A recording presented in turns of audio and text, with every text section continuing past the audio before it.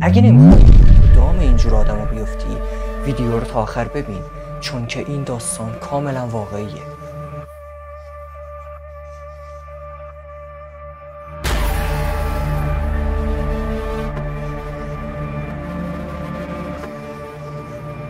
درود به همگی گایز، به چنل علی مونتکا خوش اومدین.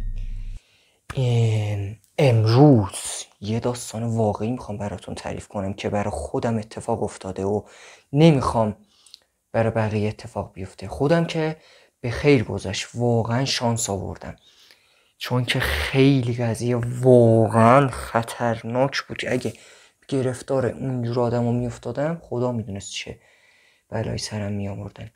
پس لایک و کامنت و سابسکرایب یادتون نره و حتما تا آخر ویدیو این ویدیو رو تا آخر ببینید.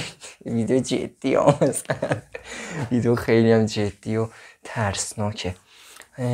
لایک و کامنت و سابسکرایب یادتون نره و بزنید بریم که اون قضیه رو بگم.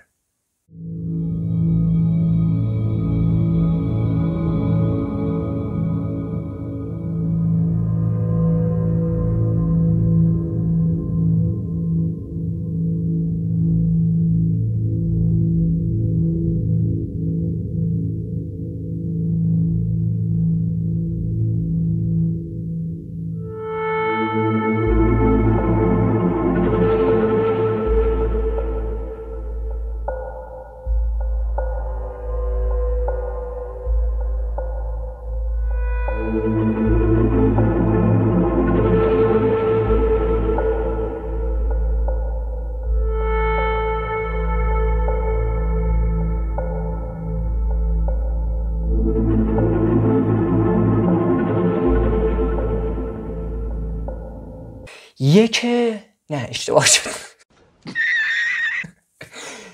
2 دی ماه 1402 یه نفر به من زنگ زد که گفت آقا ما تو شماره تو رو مثلا توی آی استخدام پیدا کردیم که یه شرکت میخوایم استخدامت کنیم، به شرکتی به اسمش هم میخوام ببرم، حتی چند تا شماره داره، همه چی رو میذارم، چون این آدم خیلی معلوم نیست این چه باند تبهکاری یعنی اینا.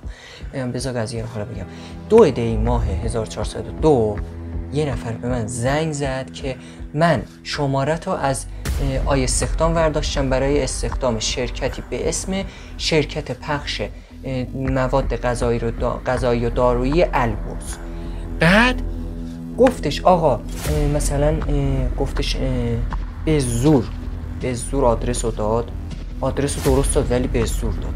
بعد گفتش مثلا خب فردا میشه ازت مدارک میخوایم که چیز کنی، بیای پر کنی. گفتم من چیز نیستم که، تهران نیستم که، زنجانم. بعد گفتش باشه، گفت باشه چیزه یادم نمیاد.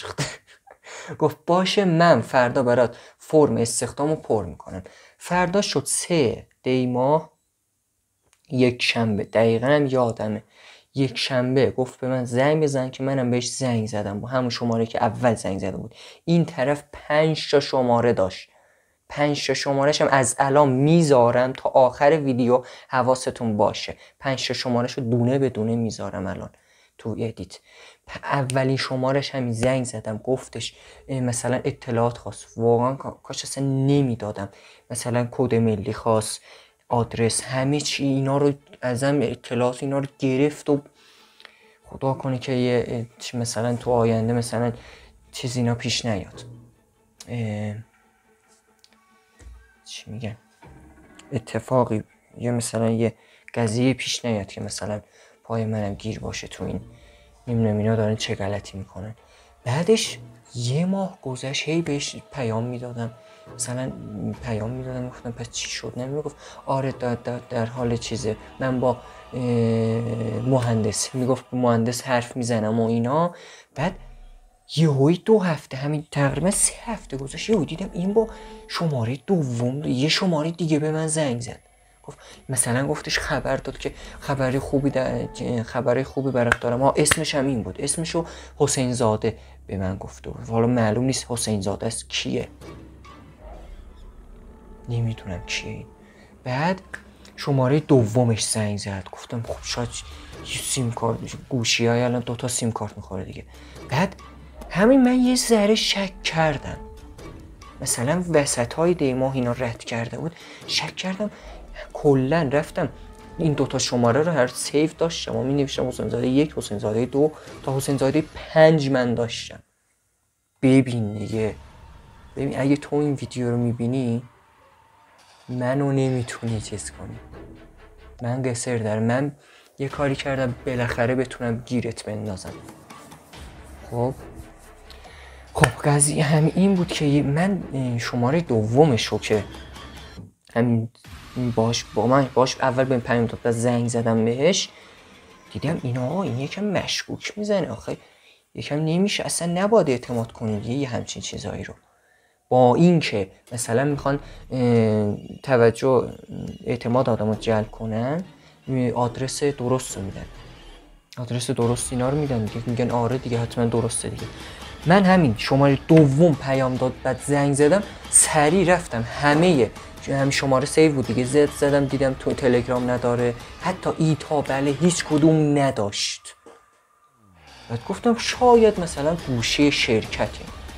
گفتم باش، حالا یه چند ماه هم هی مثلا معطل کرد منو، دیدم سومی زنگ زد.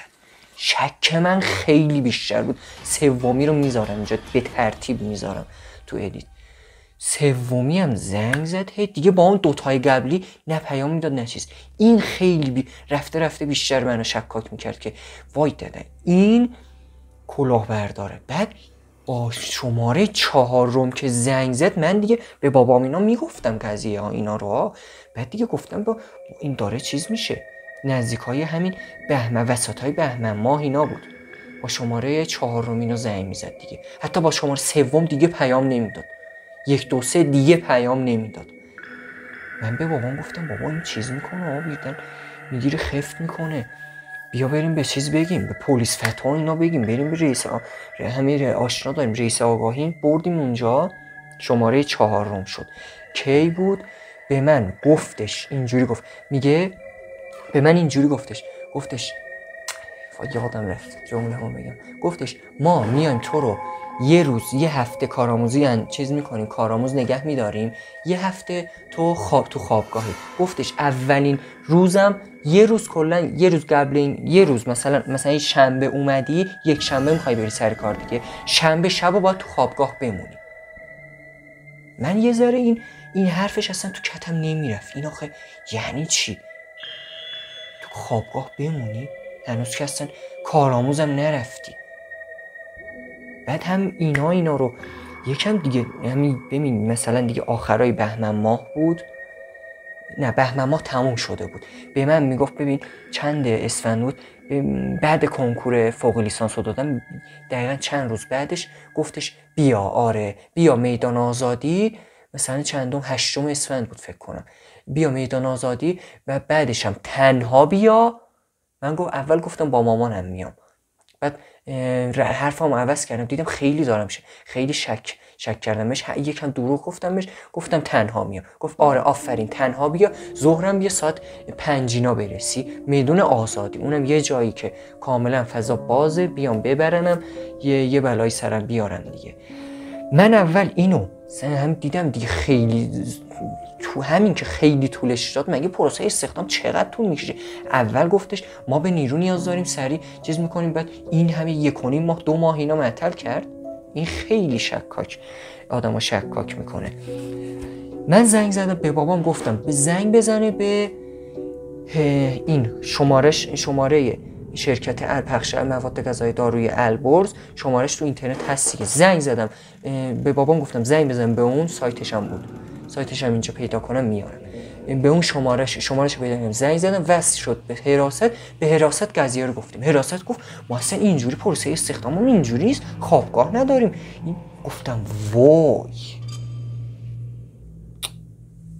اصلا این معلوم نیست چه آدمی. سریع همون روزش ظهر ساعت 11 بابام به من گفت اینو، گفتم پاشو بریم شماره ها رو بدیم به این چیز، پلیس سریع تا تنور داغه اینو چیز کن. فکر کنم من مهره سوخته نشدم دیگه. فکر کنم منو انداختن تو دام دیگه.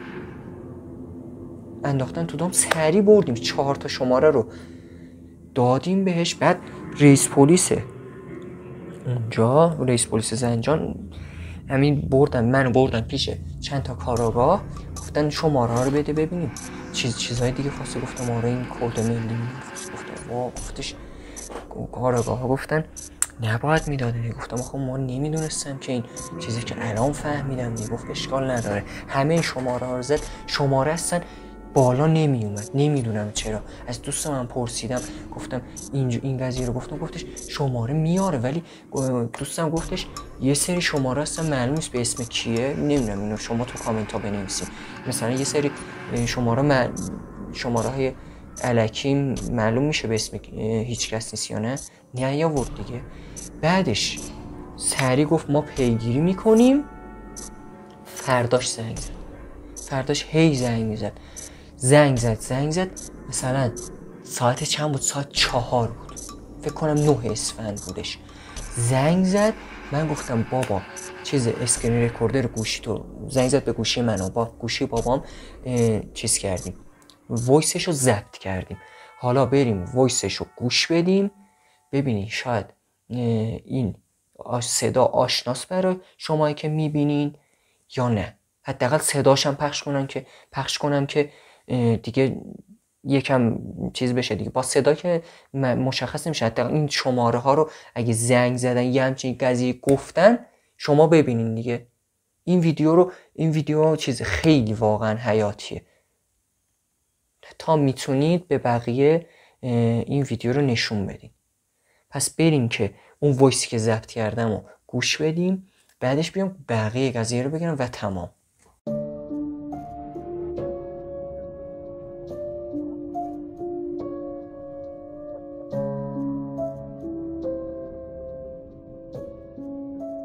الو سلام آقای حسین جان، خوب هستی؟ صدام امیدوارم که خوب بیفته. مرسی.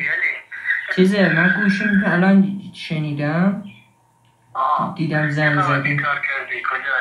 من قرار شدش که فردا بیام دیگه. فردا بعد از ظهر اینا چیز باشم.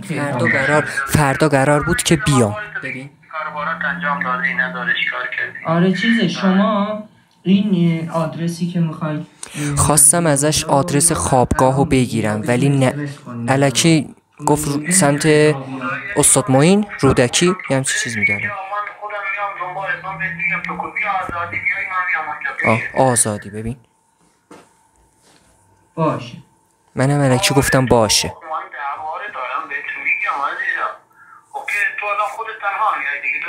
ببین داره مطمئن میشه که من تنها میام. مامانم نتونستش مرخصی بگیره، خودم تنها میام.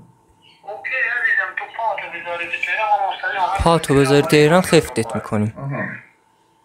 ولی بچه زنجان رو نمیشه خفت کرد. ما خودمون زنجان میشه آقیم همه. آها باش.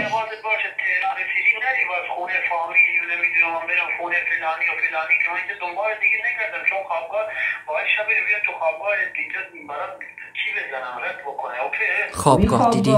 ببین گوش کن. کجا شد برای من؟ من باید فردا برم. تو فردا حرکت بکن. اگر بیفتی شاید منطقه خودم بیفتی.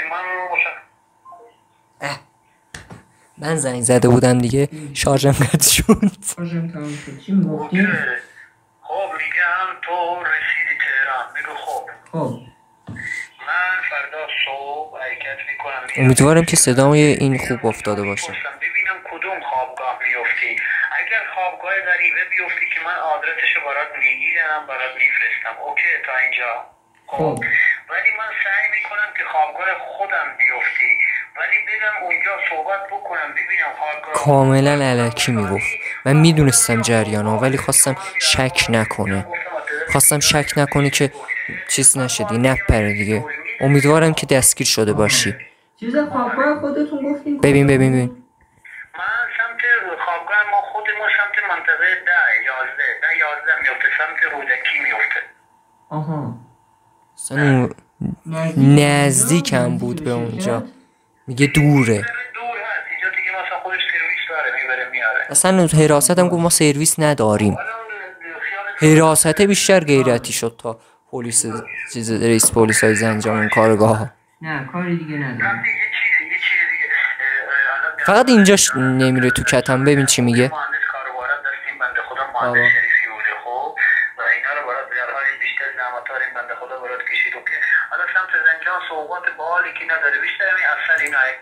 زنجان سوغات باحال نداره؟ نه خدا وکیلی زنجان سوغات باحال نداره. پس چاقو دست زنجان چیه؟ اصلا همه چی میگه چاقو فقط دست زنجان. با مسش هم که مس و ملیل کاری هم که هممون چیزی مسخره بابا. بعد این اصلا خندیدم بشم گفتم بناوایه خواست منو مثلا تلکه کنه. نگو که من سر راپورتشو دادم الان شاید گرفتنش احتمالا. دیگه شده میگه با خود دوست براش بیاری اوکی که اصل بیار. میگم باشه. خدا. خب خب هدفم از این ویدیو این بود که این آدم با شما یه سرینای کسایی که میبینن ویدیو رو آشنا بشن، چون که واقعا اوضاع خیته. واقعا خودمون به خودمون رحم نمی کنیم. واقعا من خیلی ناراحت شدم از این قضیه. خودمون به خودمون رحم نمی کنیم. دنیا عجب چیزی شده واقعا. دنیا خیلی کثیف شده حاجی. چی میگه؟ صدا اومد؟ خب این بود از ویدیو امروز. امیدوارم که تا آخرش دیده باشین، چون همه چیزش واقعیه. دیدین که صداشم پخش کردم دیگه. لایک و کامنت و سابسکرایب اگه دوست داشتین یادتون نره. و تا یه ویدیو دیگه فعلا خداحافظ.